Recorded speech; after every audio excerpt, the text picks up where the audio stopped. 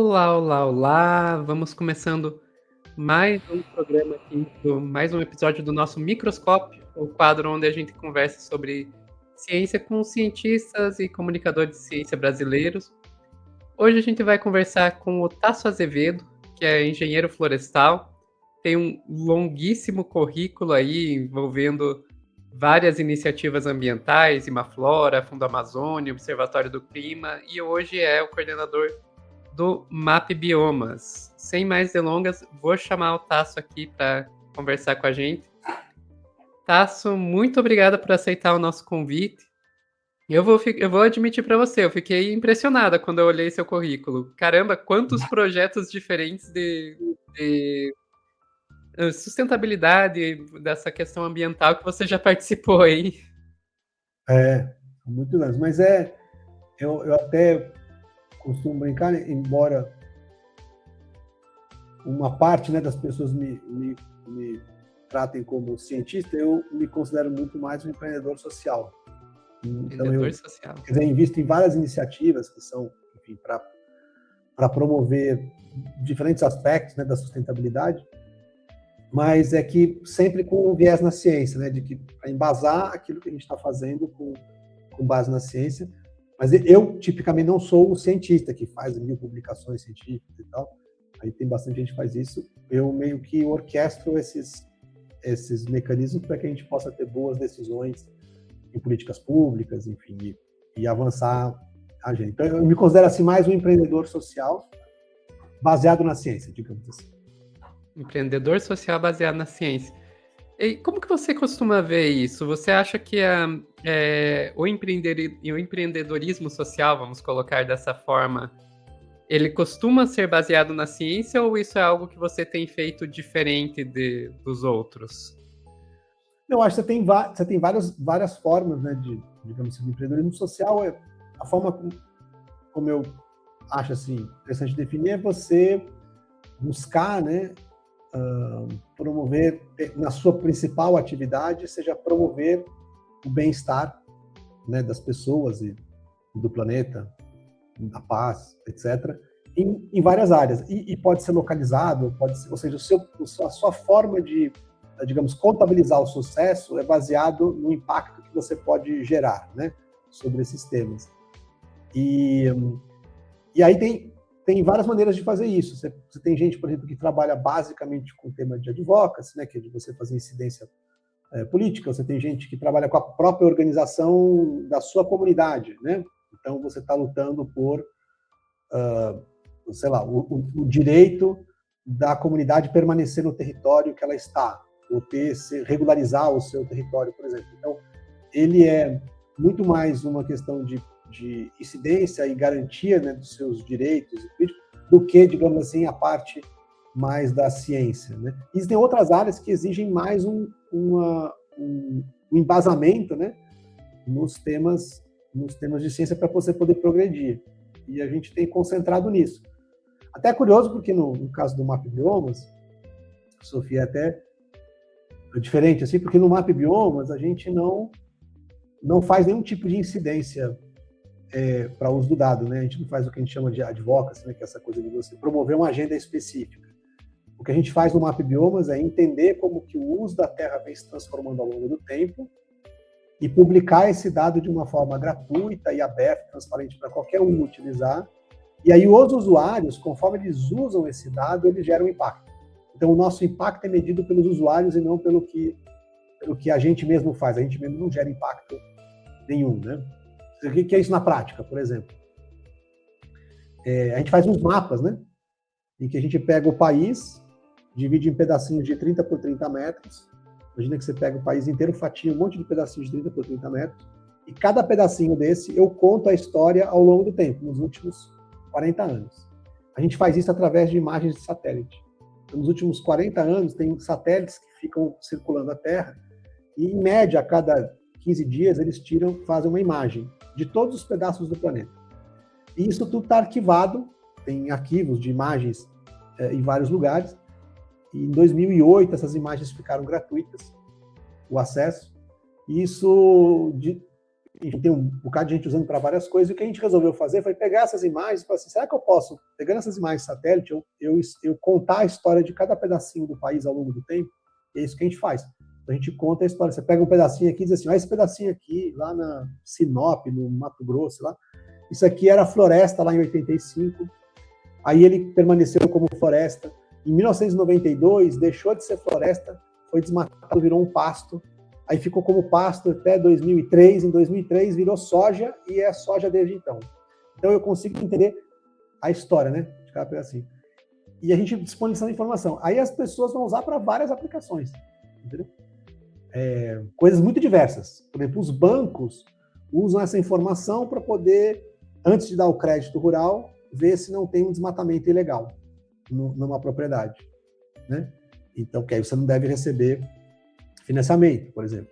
Aí você vai ter, no outro extremo, por exemplo, você tem o pessoal que trabalha com as onças pintadas no Pantanal, que eles põem os colares, né? Que acompanha para onde que o bicho movimenta e tal. Então, para que alguém fica acompanhando para onde o bicho movimenta, né? Então, por exemplo, uma das coisas que eles identificaram é que as onças do sul do Pantanal, elas estavam contaminadas com muito mercúrio. Então, mas por que isso é importante? Bom, porque as onças, elas se alimentam, é meio contraintuitivo, mas elas se alimentam muito de peixe. E aí, a contaminação estava vindo dos peixes.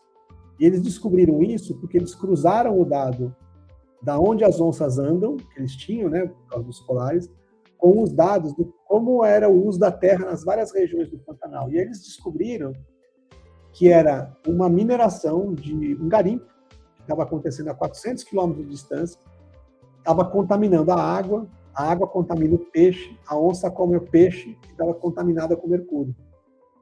Mas isso é um indicativo de que provavelmente toda a população que come peixe ali pode também estar contaminada com mercúrio. Entende? Aí tem toda uma discussão. Então, mas a gente deve deixar esse garimpo acontecer lá? Esse garimpo é legal, ilegal? Deveria ser fechado esse garimpo? Né? Então, mas a gente não faz nenhuma incidência específica nesse caso, porque o nosso negócio é prover a informação para que os diferentes públicos, né, eles possam usar essa informação para tomar as melhores decisões em relação à manutenção, conservação do nosso ambiente e do bem-estar das pessoas, né? E evitar aquelas coisas que estão gerando impactos negativos. Ok, mas você fala que vocês não fazem o advocacy, né? Não fazem impacto direto, mas vamos e convenhamos, vocês permitem, através desse projeto, muito impacto, né? Então, indiretamente, eu imagino que eu conheci o MapBiomas pela discussão sobre o uso da terra em termos de emissão de gases carbono, de gases de efeito estufa, né? Toda vez que alguém vai citar, olha, a gente tem aqui muita emissão por gases de estufa por causa do uso da terra, por causa da agropecuária, sempre quem vai ser citado aí como base disso é o MapBiomas. Até foi o início, né? O início do MapBiomas, ele surgiu em 2015 dessa pergunta, porque a gente calculava as emissões de gases de efeito estufa ali no Observatório do Clima, né? Outra iniciativa bem importante e tal. E a gente, nessa discussão do Observatório do Clima, a gente tinha um sistema, chamado Sistema de Estimativa de Emissões de Gases de Efeito Estufa do Brasil, o SEG, e a gente usava um dado para poder estimar qual que eram as emissões pelas mudanças de uso da terra, como desmatamento e outras. A gente usava simplesmente o dado de desmatamento da Amazônia, mais nada. Porque todos os outros dados sobre, por exemplo, a conversão de pasto para agricultura, de agricultura para cidades, de cidades para restauração, elas não existiam. Então, ele surgiu da ideia da gente poder calcular isso melhor se a gente soubesse qual é a trajetória de uso da terra ao longo do tempo. Mas aí depois ele foi evoluindo, né? Então, hoje, eu diria que o MapBiomas é uma espécie de um grupo capaz de gerar qualquer tipo de dados de uso da terra, né? De uma forma com bastante precisão, com séries temporais longas e de forma ágil, para ajudar qualquer tipo de iniciativa. Então, por exemplo, sei lá, a Agência Nacional de Águas, né, a ANA, precisava de informação sobre a irrigação, porque a irrigação consome 70% da água do Brasil é consumida por irrigação. e só menos de 20% da área cultivada no Brasil é irrigada. Então, se você dobrar, por exemplo, a área irrigada no Brasil, você gera um estresse hídrico fenomenal, né? Então, como que você... então, ela precisava saber se as pessoas, se a área irrigada que está autorizada corresponde à área irrigada que existe, se tem gente fazendo irrigação sem estar autorizado, que aí você tem competição pela água. Então, é um tema muito importante de política pública e direito econômico, né?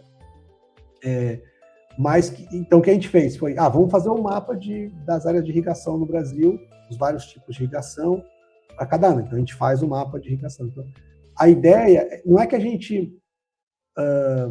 tudo é agnóstico, digamos assim, né?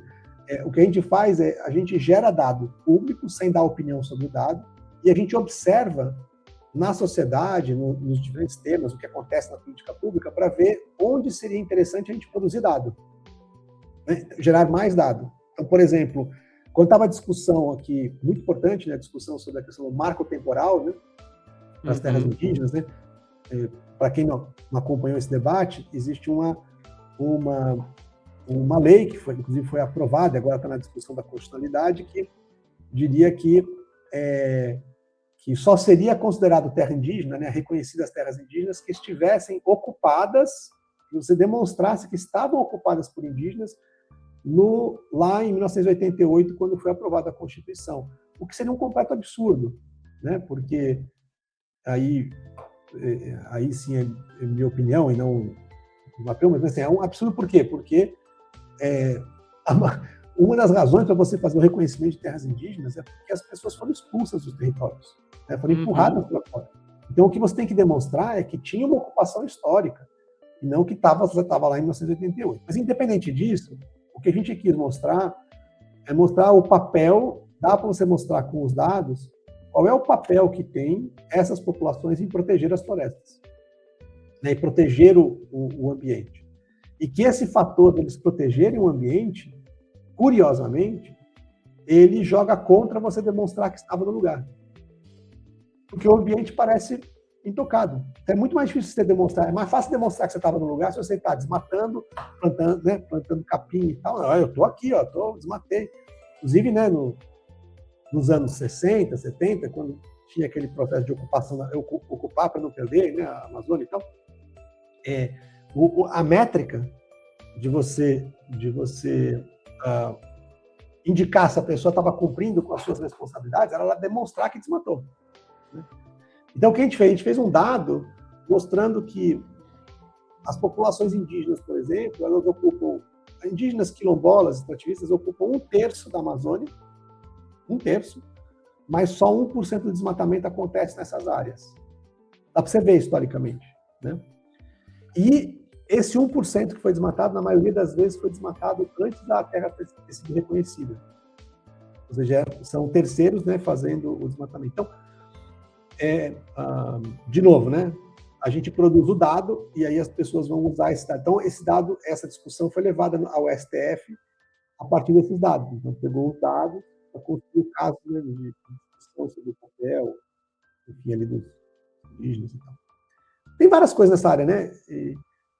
Talvez o que eu acho mais interessante, Sofia, é que, e esse projeto ajudou muito, foi primeiro as pessoas conhecerem os demais biomas no Brasil. O Brasil basicamente discutia e conhecia a Amazônia, a Mata Atlântica, para quem está aqui na região Centro-Sul, e a gente falava um pouco do Pantanal por conta dessa coisa mais lúdica do Pantanal. Mas o Pampa, um pouco se sabia, se comentava, o Pampa é aquela capim lá no sul, né? Ou a Caatinga, ali toda esquecida, né? O Cerrado. Então, eu acho que a primeira coisa que foi legal desse processo do Mapeomas foi trazer para o imaginário e trazer para o dia a dia a importância de todos os biomas no Brasil, né? E o papel que eles cumprem, né, na conservação do nosso dia a dia, né? E o segundo é que esse tema do uso da terra, ele é um tema crucial para entender o próprio país, tá? Para você entender ocupação, entender como que as dinâmicas e as forças operam no país, na ocupação do território, ela explica muito do que acontece com as forças políticas, e violência e outras coisas, né, que a gente tem. Então, é isso. Perfeito. Eu fiquei agora com uma dúvida com relação a uma coisa que você me falou. Você me falou que o Mapa Biomas, ele dá um histórico de, você falou, uns 40 anos, você disse isso? É. Mas o Mapa Biomas, ele foi fundado em 2015, se eu não me engano. Então vocês conseguiram resgatar um histórico de coisa que vinha antes da própria fundação do projeto. Isso. Nos anos 70, o Serviço Geológico dos Estados Unidos, junto com a NASA, eles lançaram um satélite que chama-se Landsat. E esse satélite, a grande inovação é que ele fazia imagens, né, da superfície terrestre e guardava numas fitas. Então o satélite passava, transmitia o dado para baixo, guardava numas fitas, essas fitas eram guardadas. Eles nem sabiam como processar esse dado em escala, né? E a partir de 1985, essas imagens passaram a ser contínuas, é um programa contínuo. Então, desde janeiro de 1985, existem imagens de grande parte do mundo, né? A maior parte do mundo tem a partir de 2000 completa, mas no caso do Brasil, foi um dos primeiros países a ter uma antena de recepção desses dados. Existem dados desde 1985, então esses dados estavam armazenados nessas fitas. A partir de 2008, quando esse dado passou a ser gratuito, e aliás, tem uma historinha legal sobre isso, que é a razão por que os dados da NASA, esses dados hoje são gratuitos, é por causa da política de dados do Brasil. É gratuito para o mundo inteiro, por conta de uma decisão que foi tomada no Brasil. Ali em 2003, 2004, foi lançado o satélite sino-brasileiro, né? Que é o CIBERS, satélite brasileiro. E que é uma coisa importantíssima da nossa engenharia, junto com os chineses e tal. E esse satélite, o Brasil tomou a decisão, o INPE, né, na época, tomou a decisão de que as imagens geradas pelo satélite brasileiro seriam gratuitas.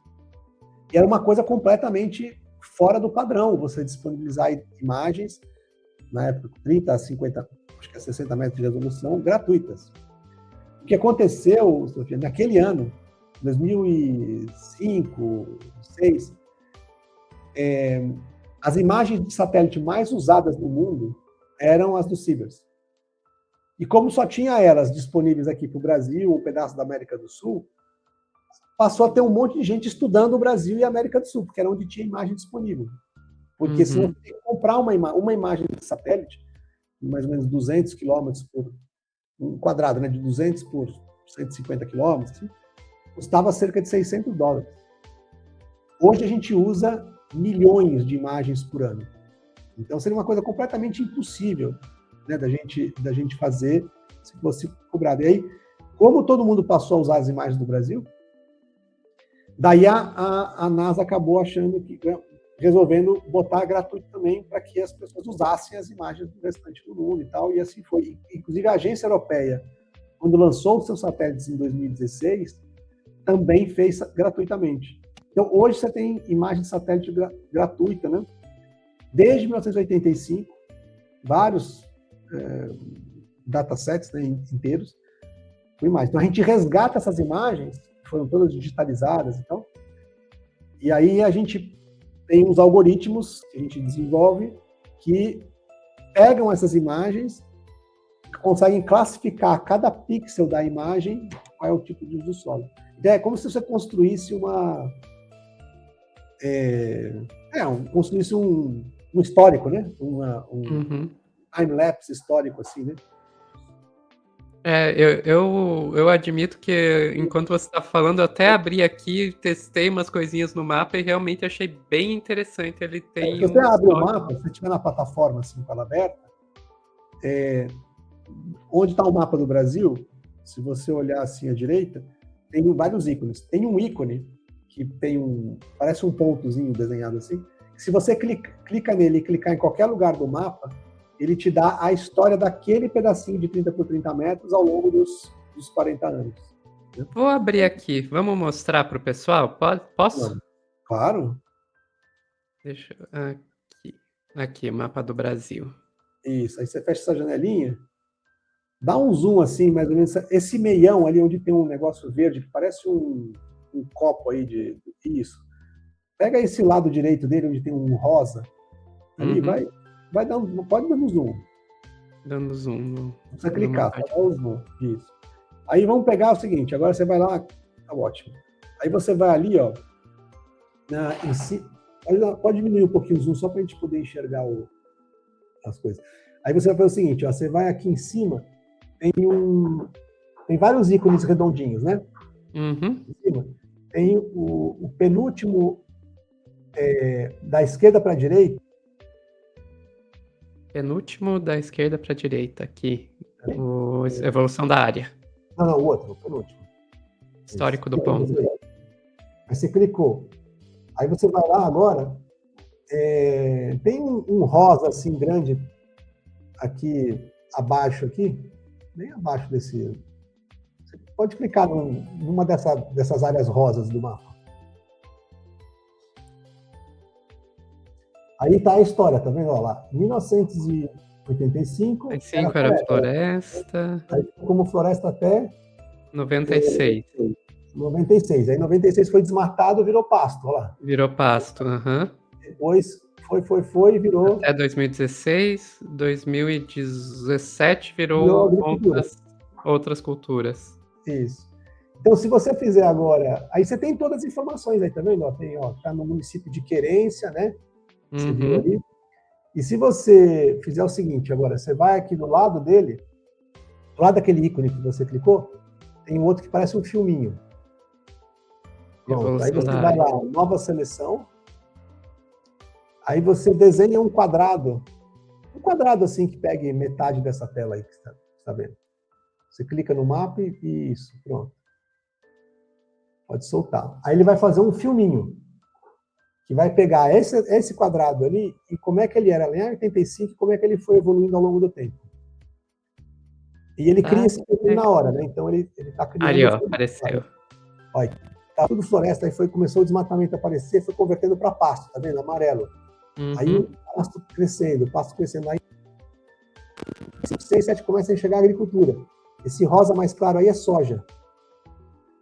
Aí você tem uma noção de como que está mudando o território ao longo do tempo, né? É meio assustador.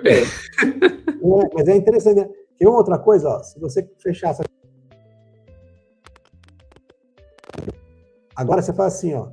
Tem um desenho aí que parece uma casinha. Do lado do 3D tem uma casinha. Isso, fica nele. Isso aí são todas as propriedades rurais do Brasil. Todas elas. Quando eu cliquei, apareceu essas linhas aqui. Essas linhas, elas estão demarcando as propriedades rurais. Não, você tem que clicar e... clica de novo. Aí dá um zoom out, assim. Aí você vai ver que toda essa parte amarela, ó, são as propriedades rurais. São essas linhas amarelas. Elas dividem, cada uma delas é uma propriedade rural. Aí se você der um zoom out, assim, dá um zoom out para a gente poder ver mais... Vamos pegar uma área um pouquinho maior, você vai fazer assim, ó.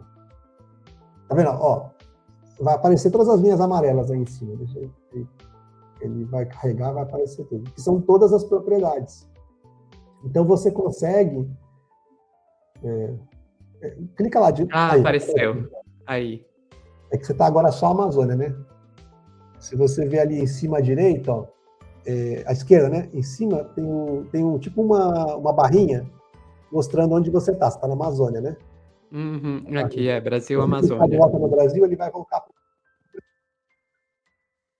Aí você vê todas as propriedades do Brasil também. É que é muito poluído, né? São muitas. O Brasil é muito grande, então tem muita propriedade, mas sim, dá para... Uma coisa legal que dá para você fazer, ó, desclica essas propriedades.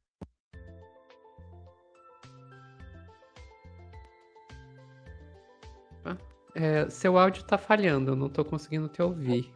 Oi. Aí, agora voltou. Clica ali ó, em agrupar por bioma, tem ali uma caixinha. Do lado desses ícones aí que você estava vendo no mapa... Tem aqui, agrupar por bioma. Tá. Você tem agrupar por estado. Então, Se você clicar aí, no Pará, clica aí no Pará. Pronto, agora ele vai te mostrando tudo no estado do Pará. À direita, aqui, enquanto ele carrega o mapa, ó, se você olhar à direita, ele está mostrando como é que é distribuído o uso da terra no Pará. Quanto que é de floresta, quanto que é de agricultura, com os vários detalhes. O círculo do meio mostra tudo que é verde, é floresta em geral, esse círculo maior. Assim, isso. Essa floresta está dividida em 2 pedaços. Uma parte que é de floresta em terra e tem uma floresta em área úmida, que está ali para o lado. Você vai descobrir. E embaixo você tem a série histórica de como é distribuído o uso da terra. Então, no estado do Pará, você vê que a floresta está diminuindo e está aumentando a área de pasto. Sim. Então, em geral, no Pará, o que está acontecendo é floresta está virando pasto. Não é verdade? Uhum. Vamos supor que você queira ver uma coisa mais detalhada. Então, se você olhar aqui no mapa do Pará, tem cada divisãozinha dessa é um município. Se você for andando para a direita, assim, aí, esse é Paragominas, é um município bem famoso. Se você clicar nele, ele vai trazer os dados de Paragominas. Não sei porque ele não está carregando a imagem. Aí, carregou. É um município de Paragominas, é um município bem grande. Aí tem metade do Rio de Janeiro de tamanho. Tá? Aí, se você fizer o seguinte, eu queria fazer a seguinte pergunta. Você está vendo aqui que o histórico, você tem um monte de floresta caindo, né, diminuindo a floresta, e aumentou o pasto, que é o amarelo, mas de repente, ali para os anos 2009, começa a aparecer o rosa, Uhum. que é a soja. Soja e outros cultivos ali, algodão, por isso. Então, uma pergunta, tem uma coisa que você já ouviu falar, que era uma história de uma moratória da soja. Que era moratória da soja. Até tem uma polêmica, porque as indústrias acabaram de sair da moratória recentemente, mas a ideia era o seguinte, era que os comercializadores de soja, eles assumiram um compromisso em 2008 de não comprar soja de áreas que tenham sido desmatadas depois de 2008. Tá certo? Uhum. Então, como é que você sabe que uma área foi desmatada depois de 2008? Então, se você pegar nessa área que você estava mostrando aí, não sei se você está com ela aberta ainda aí. Tô com ela aqui. Você, no lado esquerdo ali, onde você tem a barra da esquerda, você está aberto ali, cobertura, certo? Lado esquerdo, bem à esquerda da plataforma. Aqui. E se você clicar em transição,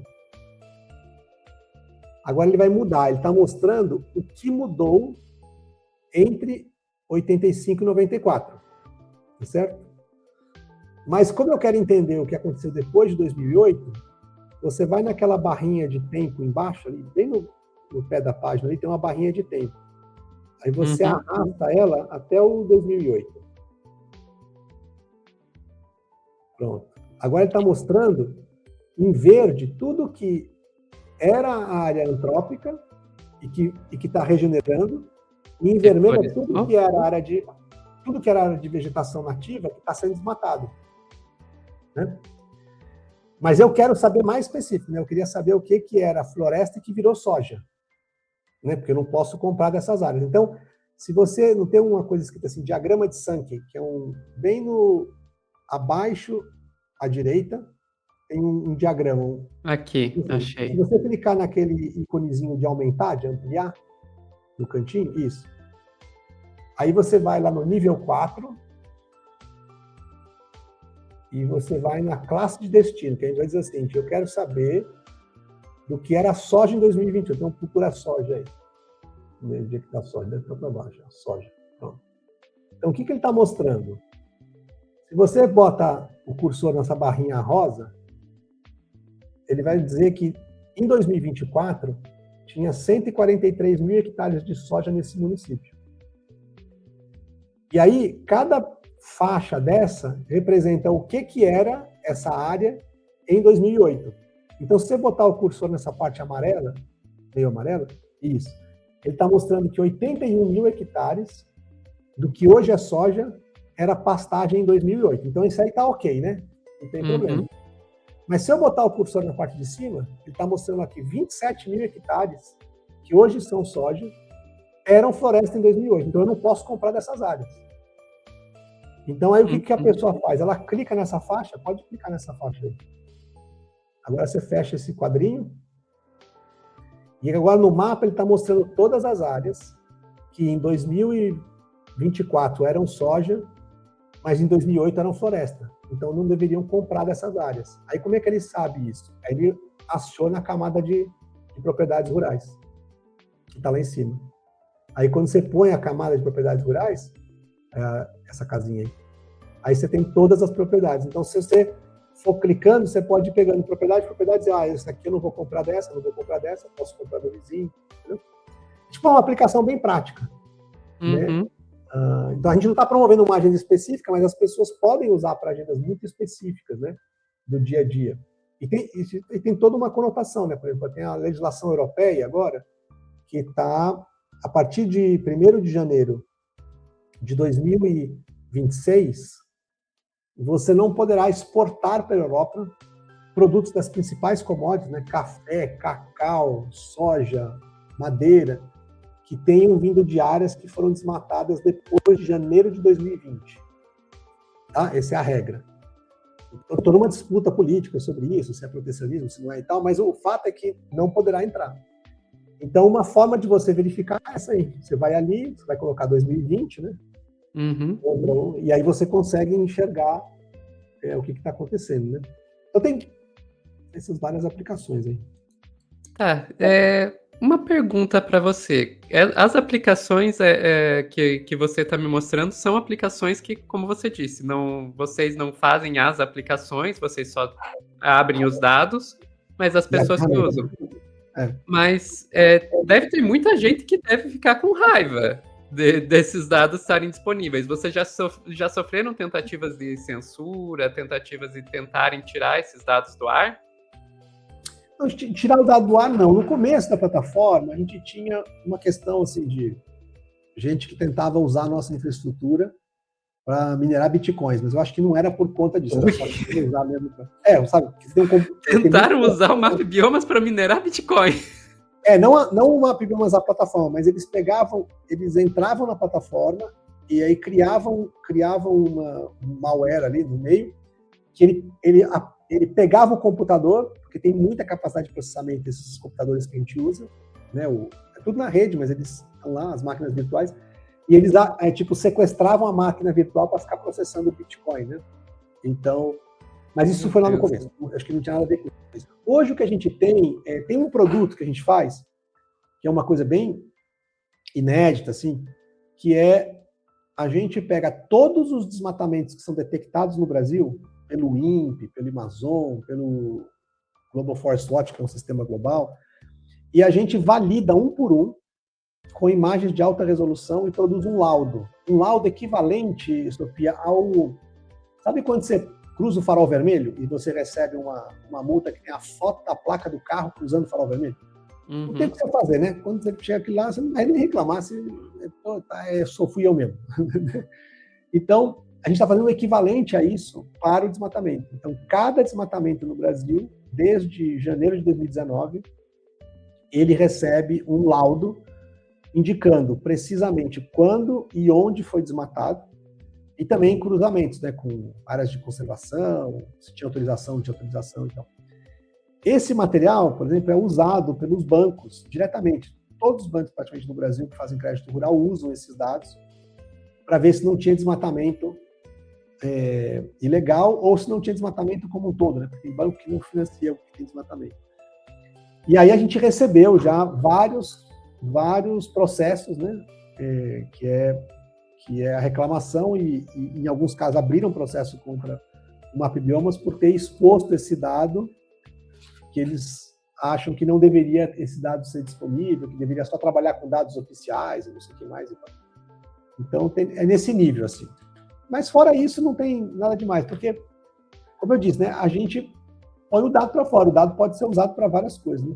Até foi uma curiosidade, assim, né, que durante o governo Bolsonaro, por exemplo, obviamente eles não gostavam muito de várias coisas que a gente produzia, mas até imagino.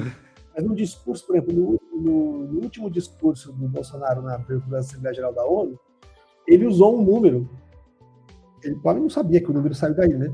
Mas ele usou um número para justificar um argumento, ele usou um número do próprio MapBiomas. né, que era a quantidade de cobertura vegetal que existe no Brasil. O que ele fez com o número é um argumento que não fazia o menor sentido, mas ele usou o número, né? Então, Até o Bolsonaro usou dados do Map Biomas. usou, né, sem saber, talvez, mas ele usou, né? Então, ele varia muito, né?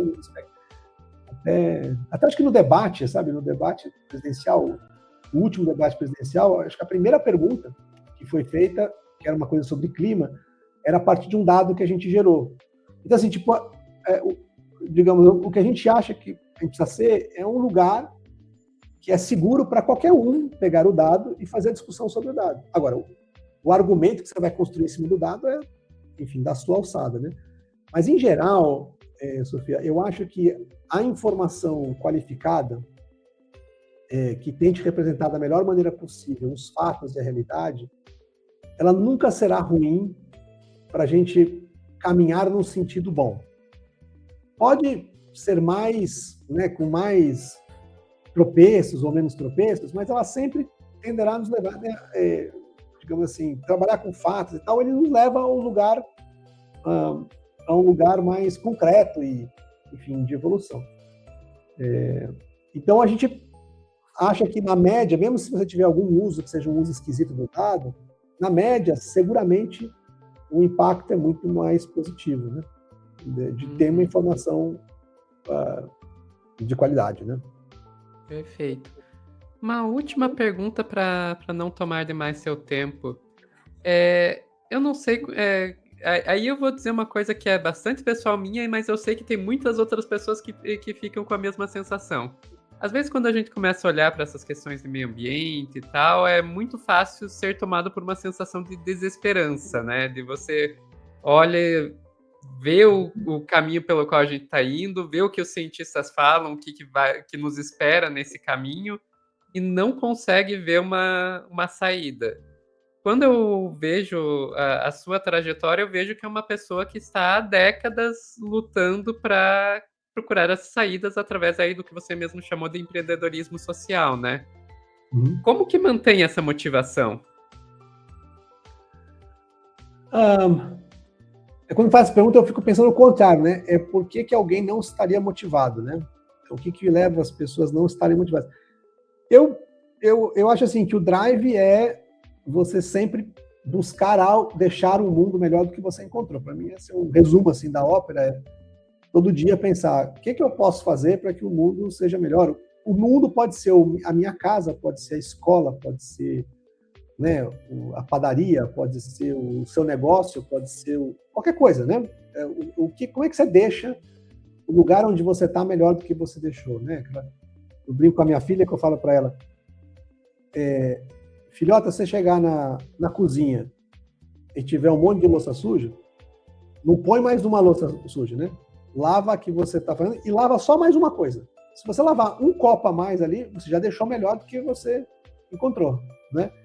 Então, acho que a ideia é a ideia de se todo mundo, uma das poucas coisas que dá certo, se todo mundo procurar deixar o ambiente, o lugar, o mundo melhor do que você encontrou, é só uma regra simples.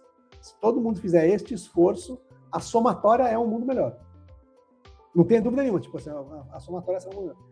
Se todo mundo tentar resolver o seu problema, o que é melhor só para si e tal, pensando, aí não. A tendência é ser o contrário. Né? Cada um escolhendo só fazer o que é melhor para si, a soma não será o melhor para todo mundo. Né? Porque tem como que o seu desejo, as coisas que você faz, eles podem influenciar o que o outro está, né? O espaço do outro, né? Então, mas a ideia de você poder deixar o mundo melhor, ele melhora para todo mundo, né? Então, para mim esse é o drive. Eu estou sempre olhando para as coisas, tentando encontrar assim, que coisas que vão dar outra solução, que vão dar sempre tem uma saída, né? Porque o mundo não está nem aí para gente, né? O mundo, o planeta, tal, mas o planeta não é. A gente pensar para as outras espécies, por exemplo, devem achar a gente um saco, né? Provavelmente. Aí o planeta detonando tudo aqui e tal. Então, assim, para o mundo, talvez a gente não estando aqui até poderia ser até melhor. Né? Então, a gente manejar bem o mundo é porque faz bem para a gente, né? Uhum. Para manter as nossas condições. Mas outra coisa que fez muita diferença, assim, falando pessoalmente, fez muita diferença para mim, foi ter uma filha. Para mim, pessoalmente, deu uma dimensão diferente do que é você falar de gerações futuras, você falar de futuro, né? Porque a gente individualmente, a gente vai sumir, né? Então, uma coisa que vai acontecer, pelo menos por enquanto, né? É que a gente fatalmente não estará aqui daqui a alguns anos, né? Então, na verdade, o futuro ele é dado pelas próximas gerações, né? Então, para mim, foi pessoalmente uma das coisas que deu essa noção de urgência, assim, de fazer as coisas, não parar, não gastar muito tempo com coisas, enfim, irrelevantes e tal, e apostar em coisas cada vez mais impactantes, maiores e tal, tem a ver com esse senso de urgência, né? De que a gente recebeu o mundo, a minha geração, eu nasci em 72. 72 foi o ano que foi a primeira conferência de sustentabilidade, né? Foi onde foi cunhado o termo de desenvolvimento sustentável na Conferência de Estocolmo. E depois, em 92, né, quando eu tinha 20 anos, eu fui ao Rio para ver lá, né, a Rio 92, que foi onde foi assinadas as convenções de clima, né, de biodiversidade, de combate à desertificação. Então, o que acontece? Nessa geração, a gente viveu, tanto conceitualmente, a gente entender muito melhor os problemas, mas também é uma geração que a gente espera deveria ser a última geração a entregar um mundo pior, do ponto de vista, né, da qualidade de vida ambiental e tal, para a geração futura. A gente poderia estancar isso, né, para entregar para a geração futura uma esperança melhor, né? E a gente, por enquanto, está falhando, né? Uhum. Porque o clima está pior, a ansiedade, não sei o que, mas eu não perco a esperança de ainda poder, pelo menos em algum grau, né, fazer com que isso possa chegar para todos. E é por isso que também a gente faz essa coisa tudo aberta, gratuita para todo mundo e tal, para que o maior número de pessoas possa provocar impacto, né? E hoje, inclusive, está em vários países. Essa coisa do MapBiomas hoje está em 17 países. Todos os países da América do Sul, sempre com uma rede, é uma rede de organizações trabalhando juntos. São mais de 250 organizações hoje, em 17 países, cerca de 610 pessoas, se não me engano, que trabalham nessas iniciativas. Na Indonésia, então tem organizações na Indonésia, daí tem na Índia, tem no México, no Congo, e aí todos os países da América do Sul trabalhando com essa mesma ideia. Assim. Perfeito. Tasso, eram essas as perguntas que eu tinha para fazer para você. Tem alguma coisa que eu não perguntei que você acha que seria importante compartilhar com o nosso público antes da gente encerrar? Não, porque as conversas podem ir para qualquer lugar, né? Aí você pode puxar o fio da meada em qualquer tema. A gente trabalha com... A gente não falou sobre água, aí tem um monte de coisas de água, fogo, né? Que é um tema bem... Está pegando fogo na Patagônia agora. E teve muito fogo no Brasil, é uma coisa nova, né? E aí a gente pode conversar sobre outras coisas também em outro momento. Por exemplo, a relação entre a Amazônia com o restante do Brasil, né? Os rios voadores. Caramba, não, tem muita coisa que eu poderia perguntar para você aqui, só que daí a gente não sai daqui hoje, né? Então, um dia que você quiser fazer uma outra abordagem, a gente faz. Olha lá, não deixa aberto que eu te chamo de volta. Pode chamar que a gente... Eu acho que tem uma coisa legal disso, né, desse tipo de conversa, que é a gente, de uma certa forma, a gente tem uma bolha, né, onde a gente fica flutuando, né, e eu acho que quanto mais distante dessa bolha tá a conversa, mais eficaz ela vai ser. Porque é onde a gente vai, né, ter gente que vai ganhar mais... Eu vou captar, né, perguntas e curiosidades que são muito diferentes, né, do que a gente está acostumado. Então, eu acho ótimo. Qualquer momento, você chama aí, a gente... Se não eu, tem outras pessoas também, MapBiomas, que podem, enfim, conversar, Perfeito. trazer ideias. Perfeito. Agradeço muito, Tasso. Vou te colocar nos bastidores rapidinho, só para encerrar o programa. Pessoal que assistiu a gente aqui até o final, agradeço muito a atenção de vocês. Deixem aí nos comentários o que vocês acharam. Se quiserem colocar perguntas aí para futuras conversas ou outros temas, outros convidados que vocês gostariam de ver aqui, fiquem à vontade. E é isso. Esperamos vocês no próximo episódio aí do Microscópio. Tchau, tchau.